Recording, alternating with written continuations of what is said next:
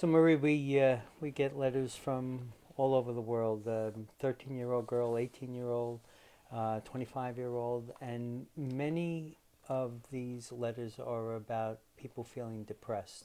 Young people, middle-aged people, people who are aging. What can you say about depression? I think I want to break those apart into categories. Let's talk about teenage depression first, adolescent depression, because like you, I'm getting letters every week from 13, 15, 18-year-olds who are feeling so depressed and tell us that they've been crying a good deal of the time, that they have no friends, that life is terrible, that they've thought about suicide, but they really don't want to do that. On the other hand, life looks pretty hopeless, which of course is one of the hallmarks of real depression. So the first thing I want parents to know and the teenagers to know is that adolescent depression is a real thing. It isn't a stage people go through. There are many, many teenagers who don't get depressed. It isn't a necessary stage, or it isn't a necessary thing to go through. But when young people are talking about feeling depressed, maybe they really are clinically depressed, and it's not simply that they're feeling down or their hormones aren't adjusting.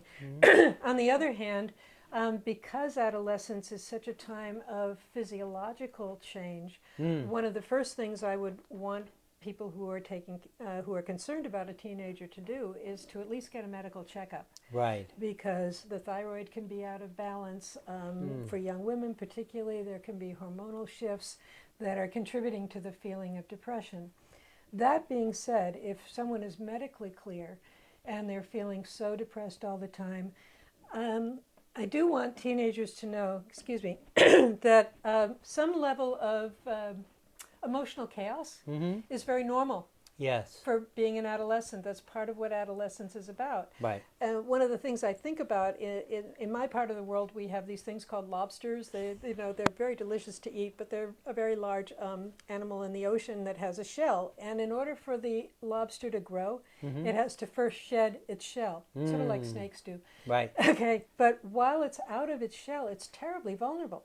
Right. Right. And it grows a new one. Well, I see adolescence in that way, that it's growing from childhood into adulthood, and you don't have the innocence of childhood anymore, but you don't have the experience and the shields, if you will, of adulthood yet. It's a And great so you're metaphor. very, very vulnerable. Yeah. And it's not helpful to keep rehearsing that vulnerability. And that's one of the first things that I talk about with the teenagers I see is, if you read Kurt Cobain's suicide note 6 times a day, that what you're doing is keeping yourself in that funk. Right. And that's not helpful. Yes. But that there maybe instead you want to stop that activity and start doing something that feels good. Well, of course, they'll tell me nothing feels good. And then we have to talk about, well, okay, where can we inject some hope into this situation? And that, by the way, may include some medication. Not for every teenager who's depressed, but for kids who've been depressed for a very long time. Sometimes some antidepressant can give them a little bit of a jump start. Right. I don't want them on it for life. Yes. But as a way to begin feeling enough better to even be available for therapy. And then we need to start talking about where they can take some control in their life. Because a lot of the depression is about feeling like, oh my, I don't know how to deal with my feelings. I don't know how to deal with my friends. I don't know how to deal with, I'm going to graduate in 2 years. What am I going to do? Right. It's just overwhelming. So how can we start breaking down all those huge life tasks into something that's manageable? And the one thing I want to stress is people are individuals. Yeah, sure. That the 13-year-old, the 15-year-old, 2 15-year-olds may have different core ideas that are in the way. And some kids, frankly, have a lousy life. Yeah. So in that case, their depression, I'd be depressed too. So let's see if we can take care of your life. Sure. And I realize I'm just making this bigger as I talk. Yeah. But I do think that the central idea is to help kids understand they're not alone, because they're not alone. We get letters like this from all over the world every day. They're not alone. There are things you can do about it.